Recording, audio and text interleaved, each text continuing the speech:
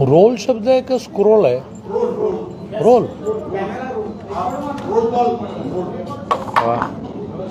Role बॉलचं मला तर मला रोल बॉल इथेच बसलाय. रोल बॉलची पण स्पर्धा घेतली घेतली. खूप प्रतिसाद आहे सगळ्या स्पर्धा चांगले. आज तो अण्णा माझ्या मागे लागेल म्हणलं त्यांच्याकडे येते. हां,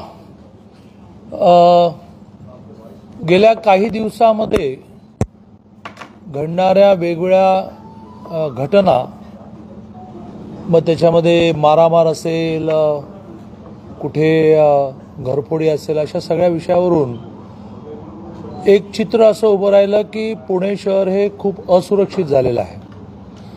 असं वातावरण करणारी मीडिया, वातावरण करणारे नेते, प्रामुख्याने नेत्यांच्या वतीत मी असं म्हणेन की त्यांना राजकीय हिसाब किताब जे चुकते करायचे असतात त्यासाठी वेगळा समोरासमोर बसून कंप्लेंट करून कोर्टात जाऊन ते हिसाब किताब चुकतं करा, पण आपण एखाद्या नेत्याला डॅमेज करण्याच्या प्रयत्नामध्ये शहराची प्रतिमा बिघडवतोय असं माझं मत आहे. मग घडणाऱ्या घटना घडत नाहीत का? घडतायत. त्याच्यावर काही उपाययोजना पाहिजे की नाही? पाहिजे. आणि त्यामुळेच आज सातत्याने काही झालं की मुरलीधर अण्णा मोहोळ आणि चंद्रकांत पाटील यावर आम्हीच दोघांनी निर्णय केला की पोलीस प्रशासनाबरोबर कोथरूडपुरतं पहिलं बसू. खरं म्हणजे अण्णाने आता पूर्ण शहराचंही हे करायला लागेल, पण मी कोथरूडचा आमदार आहे, अण्णाचं घरही कोथरूडमध्ये आहे, त्यामुळे कोथरूडमध्ये घडणाऱ्या घटना असं आणि शहरातले आपण शहरातले काही विषय आले, पण कोथरूडमधल्या काही घटना घेऊन मी काल सीपींशी असं बोललो की आम्ही दोघेही रात्री प्रवासातून येणार आहोत, तर आम्हाला एक कोथरूडमधल्या कन्सर्न पोलीस अधिकाऱ्यांची मीटिंग हवी आहे. ती मीटिंग झाली, त्यातून जे निष्पन्न झालं ते आपल्या सगळ्यांसमोर मांडतो. पहिलं तर आम्ही दोघेही हे अधोरेखित करतो की कुठल्याही गुन्हेगाराशी आमचा संबंध नाही, आमचा सपोर्ट नाही.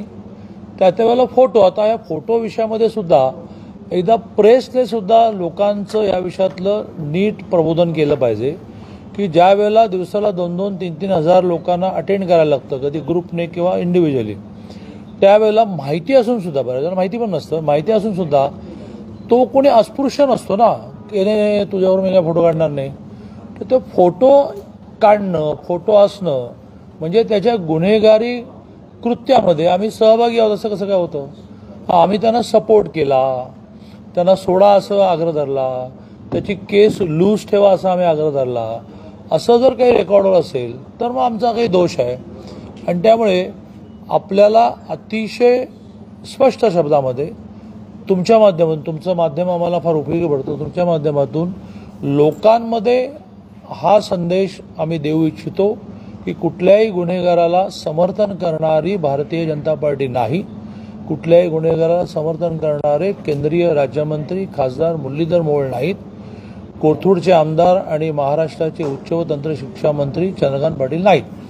त्यामुळे हा पहिला नॅरेटिव्ह सेट करण्याचा प्रयत्न केला आहे, तो नॅरेटिव्ह आम्हाला या निमित्ताने खोडायचा आहे. आज पोलिसांना आम्ही हे आश्वस्त केलं की आमच्या नावाने सोडा, आम्ही जरी फोन केला तरी तुम्ही नम्रपणे म्हटलं पाहिजे की इसमें कुछ नाही कर सकते असं आज त्यांना, कारण बऱ्याच वेळा ते बिचारे संभ्रमात असतात की फोन आलाय ऑफिसमधून मग काय करायचं. तर आम्ही अतिशय क्लिअर सांगितलं की चुकून आमचा जरी फोन आला तुम्ही सांगे नहीं वो डॉल्बी वाले विषय में हम कुछ नहीं कर पाएंगे, वो मारामार विषय वाले नहीं, वो 2 कलम लगा नाही पडेल, असं तुम्ही आम्हाला मोकळेपणाने सांगा.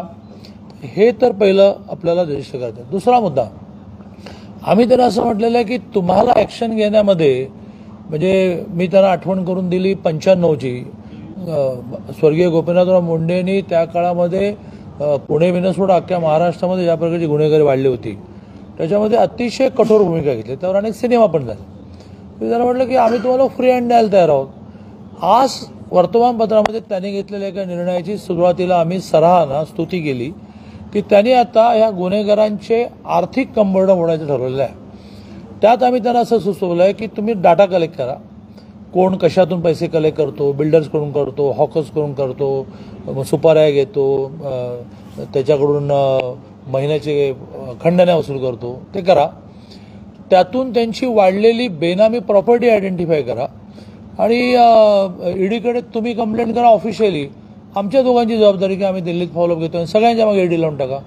आता ईडी म्हटल्या लगेच विरोधक म्हणतील की ईडी यांची बटीक आहे. अरे ईडी बटीक कशाला? तुम्ही एका बाजूने बाबासाहेब आंबेडकरांनी लिहिलेल्या घटनेवर विश्वास व्यक्त करता, बाबासाहेबांचं नाव घेतल्याशिवाय कुठल्या भाषणाची सुरुवात करत नाही. त्या बाबासाहेबांच्या घटनेने देश कसा चालावा, घटना म्हणजे काय तर देश कसा चालावा, काय झाल्यास काय करावे, काय झाल्यास काय करावे, काय झाल्यास काय करावे म्हणजे घटना. तर त्याच्यामध्ये ज्या सिस्टीम्स डेव्हलप झाल्या, ते न्यायालय असेल, मग ते निवडणूक आयोग असेल, की इन्कम टॅक्स असेल, ते ईडी असेल, त्या सगळ्या सिस्टीमवरच तुम्ही हमले करायला लागले. मग कसं काय, कसले मानता तुम्ही बाबासाहेबांना? बाबासाहेबांचा अपमान करताय तुम्ही. त्यामुळे आता तुम्ही काय म्हणणार याच्याशी आमचा काही संबंध नाही. आम्ही पोलिसांना असं म्हटलं की तुम्ही ईडीकडे लेखी कंप्लेंट करा. ते येत्या आठवड्याभरामध्ये सगळ्या पुराव्यांच्या सहित, नावासहित ईडीकडे लेखी कंप्लेंट देणार आहेत आणि आम्ही कन्सर्न मिनिस्टर्सचा दिल्लीमध्ये पाठपुरावा करू. तर हा एक दुसरा मुद्दा झाला की त्यांचा आर्थिक. तिसरा मुद्दा, रोजच्या जीवनामध्ये तुमची दहशत निर्माण होईल, हे सगळं सायकोलॉजिकल वॉर असतं. हे बाबा रे केस लागेल, पासपोर्ट नाही मिळणार, हा सायकोलॉजिकल फिअर निर्माण करण्यासाठी तुम्ही खूप रेग्युलरली ज्याला म्हणतात रेकॉर्डवरचे गुन्हेगार आहेत त्यांना वारंवार बोलवत जा. तुम्हाला त्यांना अटक करता येत नाही, दिवसभर बसवत जा. सायकोलॉजिकल डिस्टर्बन्स निर्माण करा. मध्ये मध्ये काहीतरी घटना घडल्यानंतर तुम्ही ज्याला आपण संचलन म्हणतो तसं परेड काढा. आणि सगळ्यात शेवटचा मुद्दा जो सांगून माझं बोलणं संपवतो, शेवटचा मुद्दा म्हणजे तुम्ही आता त्यांनी काय खूप चांगली आकडेवारी दिली, पण तुम्ही का प्रेस घेत नाही, प्रेसशी का कनेक्ट होत नाही, का तुम्ही सोशल मीडिया पॉवरफुल करत नाही? आता त्यांनी असं म्हटलं की वर्षाला ज्या पुण्यात मर्डर होतात त्याच्यात सरासरी गेल्या वर्षीपर्यंत 8.5 होतं, आता ते यावर्षी 6वर आलं. पासून ते गुन्हेगारी आणि गुन्हेगार अशी फिगर गेल्या वर्षीच्या जवळजवळ निम्म्यावर आलेली आहे. म्हटलं तुम्ही सोशल मीडियातून आलं पाहिजे.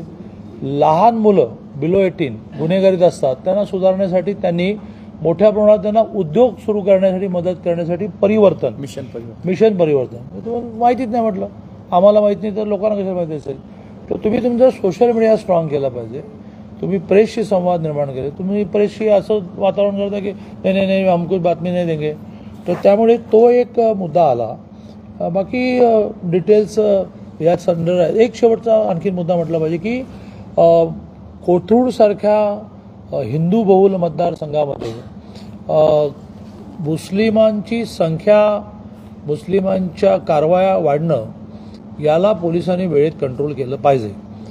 मग तो इथल्या दर्ग्याचा विषय असेल किंवा काय असेल. म्हणजे रफिक मुसलमान आहे, मग ते हिंदू मुस्लिम करायचं की नाही, का 2 वडर समाजातल्या मारामारीमध्ये कोणाच्या एकाच्या बाजूने रफिक गेला, रफिक शेख आहे ना अण्णा, रफिक शेख वर केसेस असतील तर कारवाई करा. कशासाठी राज्यमंत्री केंद्रीय मुरलीधर मोळांशी त्याचा संबंध, त्यांनी असं पोलिसांना सांगितलं की रफिक पे कुछ ॲक्शन मत लो.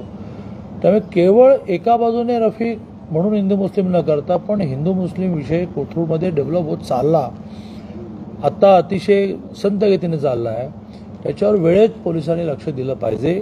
इथल्या दर्ग्याच्या विषयामध्ये चॅरिटी कमिशनर पुढे नीट केस चालली पाहिजे की याच्यातले ट्रस्टी कोण आहेत आणि इथे दर्गा आहे का काय आहे, मग उरूस, बाहेरून मंडळी येणं, नमाजाला सुरुवात होणं. त्यामुळे हिंदू मुस्लिम या विषयामध्ये आम्ही असे ज्याला म्हणताय की बुरसटलेल्या विचाराचे नाही. आम्ही ज्या विचारापासून प्रेरणा घेतो राष्ट्रीय स्वयंसेवक संघ, त्या संघाने हिंदू या विषयाची व्यापक कल्पनाच मांडलेली आहे की जी पूजा पद्धतीशी जोडलेली नाही, काही पूजा नाही करत, देव मानत नाही, तोही हिंदू आणि तोही आमचा संघाचा स्वयंसेवक आहे. तर उपासना पद्धतीला कोणाचा विरोध आहे, पण उपासना कुठेही करायची, उपासना कशीही करायची, दुसऱ्याच्या उपासनाला विरोध करायची आणि म्हणायचं की मग तुम्ही सर्व धर्मसमभावामध्ये सर्व धर्मसमभाव आहे, तुमच्याही धर्माला रिस्पेक्ट, आमच्याही धर्माला रिस्पेक्ट. आणि हा अँगलही आम्ही पोलिसांपुढे आणला आहे की अशा कारवायांकडे लक्ष ठेवलं पाहिजे. सामान्य मुसलमान बिचारा रोजची रोजीरोटीमध्ये अडकलेला असतो. 4 मुस्लिम नेते त्यांच्या स्वार्थासाठी काही करत असतील तर त्याला हिंदू मुस्लिम रंग देणं कारण नाही, पण ते त्या दिशेने चाललं नाही ना, याची पण काळजी पोलिसांनी घेतली पाहिजे. आज जरा मला वाटतं कोथरूड इथल्या घटना यावर कॉन्सन्ट्रेट करू, बाकी गोष्टी आपण अन्य वेळेला बोलू शकतो.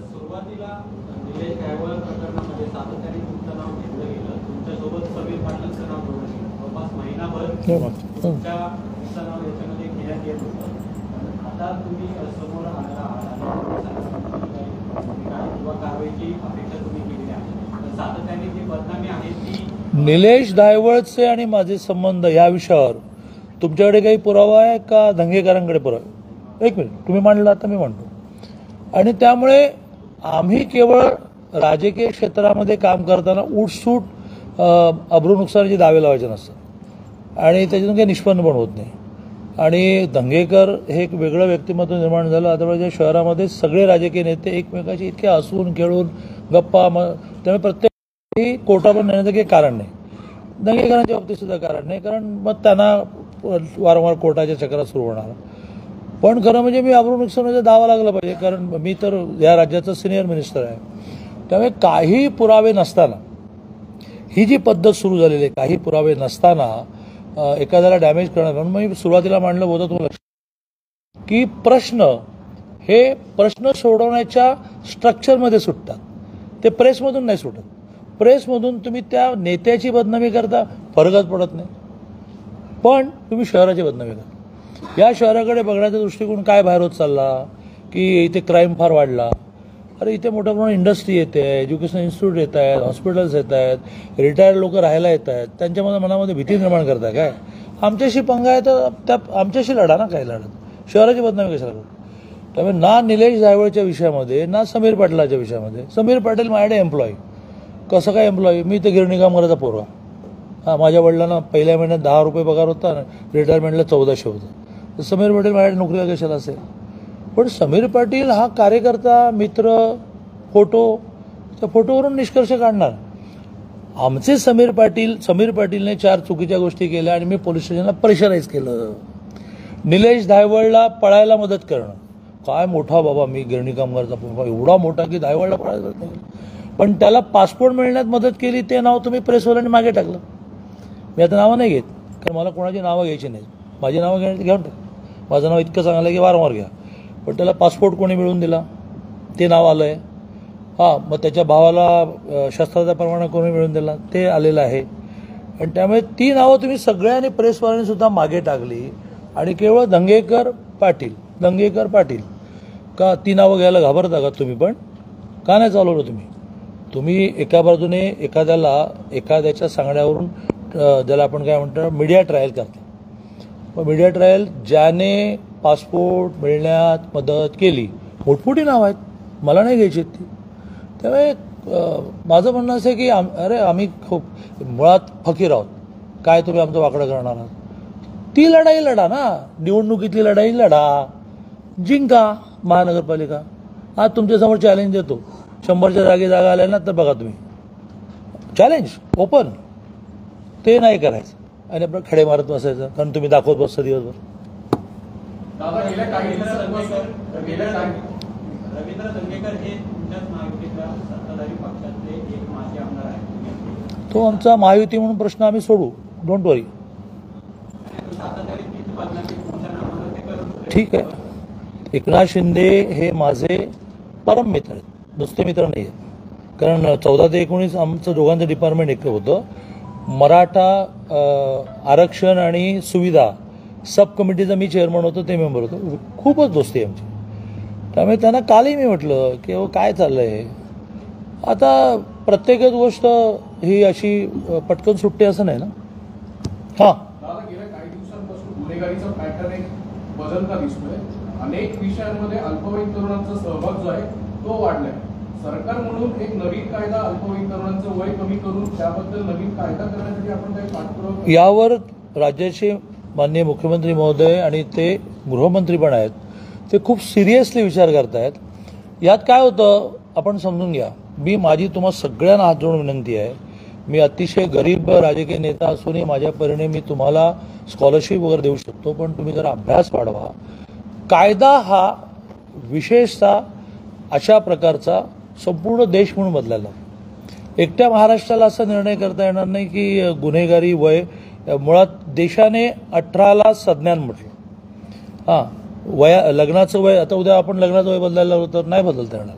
तसं सज्ञान ही केंद्राने ठरवण्याची आहे आणि यासाठी बहुधा नजीकच्या काळामध्ये आम्ही ठराव करू आणि केंद्राला विनंती करू. दादा, आता तुम्ही दंगेकरांचा विषय काढला. दंगेकरण सातत्याने तुमच्यावर टीका करतात किंवा त्यांनी माझं राजकीय अस्तित्व हे इतके काय तुमचं पण कळत नाही की एखाद्या माणसाला अरे या शहरामध्ये माशिलकर राहतात, या शहरामध्ये अनेक विद्वान राहतात, त्यांच्यावर काय चाललंय मला काही कळत नाही. तुम्ही पण असं कसं काय करता मला म्हणजे तुम्ही प्रश्न विचारायला टाळत नाही. कागद नाही पुरावा, रोजचे आरोप आता बंद केला पाहिजे. दंगेकरांवरच्या आरोपांची जंत्री गणेश बिडकरनी दिली पुरावे सहित, ती तुम्ही चालवत नाही. माझ्यावर एक पुरावा नाही तर चालवता, पण तुमचं स्वातंत्र्य आहे.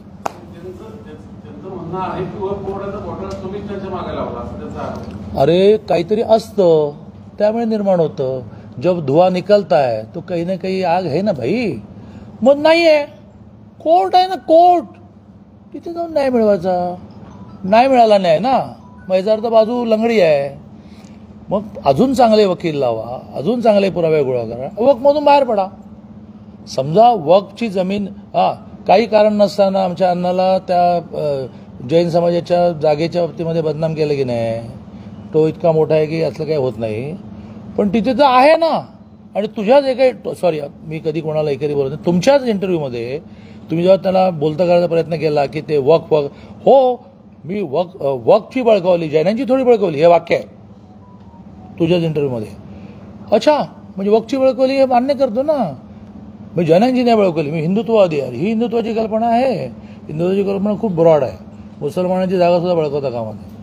मग तुम्ही नाही बळकवली, मी काय कोणाच्या मागे बिला काय, तू माझ्याशी खूप जवळीक आहे तुझी, मी कसला सामान्य माणूस, मला बरं वाटतं. पण मी केवढा मोठा की निलेश धायवाला पळायला मी मदत केली, दंगेकरचा वक्फचा घोटाळा मी काढला, अरे काय मजा आहे रे झालं.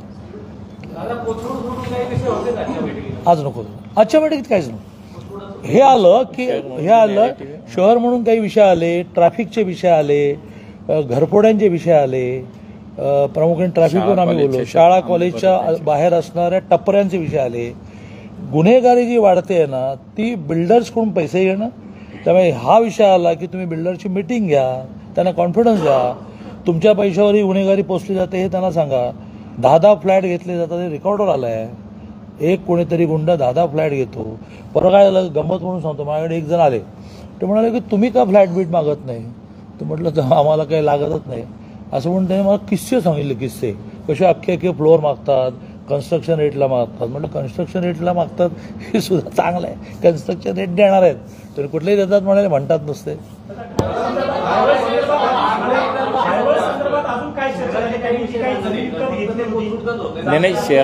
दायवळ विषयात चर्चा करणं हा माझा विषयच नाही, पोलिसांचा विषय आहे.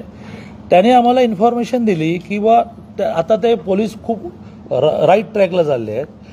बेनामी संपत्ती त्याने आता नगरची शोधली, कारण EOWला आणि ईडीला बेनामी प्रॉपर्टी हा इश्यू असतो ना, किंवा हवाला असतो, इकडून तिकडे पैसे ट्रान्सफर करणं, त्यावर त्यांनी मस्त कॉन्सन्ट्रेट केलेलं आहे. यांच्याकडे यांच्या केडरला द्यायला पैसे कुठून येतात, ते पैशाचा स्रोत कापून काढा ना. त्यामुळे निलेश दायवळची प्रॉपर्टी हा माझा काही विषय नाही, निलेश पळून कसा गेला माझा विषय नाही, मग तो कुठे लपला आहे माझा विषय नाही, पोलिसांचा विषय मला. कोणता आज आपलं ठरलं कोथरूडली गुन्हेगारी जास्त पुण्यातली गुन्हे पार्थ पवारसाठी पाठवून देतो तुम्हाला. कुठला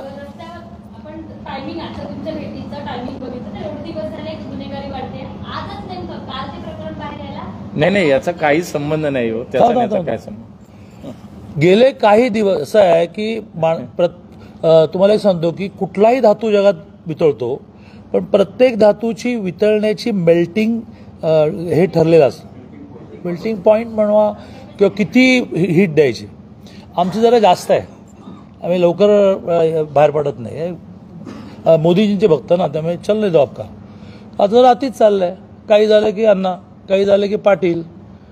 मग हे म्हणण्याची आवश्यकता आली की बा आम्ही पोलिसांना हे सांगून आलो आहे, तुमचं चॅनल आणि सगळेजण करोडो लोक बघतायत की आम्ही कधी कोणाला फोन नाही केला तर पोलिसांनी सांगावं की नाही आम्ही ऐकू शकत नाही. आमच्या कार्यालयातून फोन आले तरीसुद्धा आम्हाला कन्वे करा हे सांगितलं.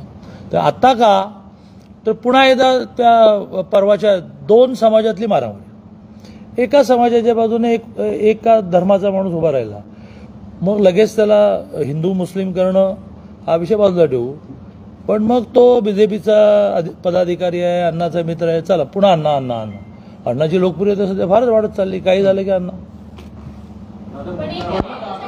हे ठरवून केलं जातं अशी एक चर्चा आहे. तिकडे नवी मुंबईत दिनेश नाईक टार्गेट करतात म्हणून त्याची ओटी इकडे काढले जातात. तुमचं बहुतेक ह्या महानगरपालिकेला तिकीट हवं आहे असं दिसतंय तुम्हाला. चला चला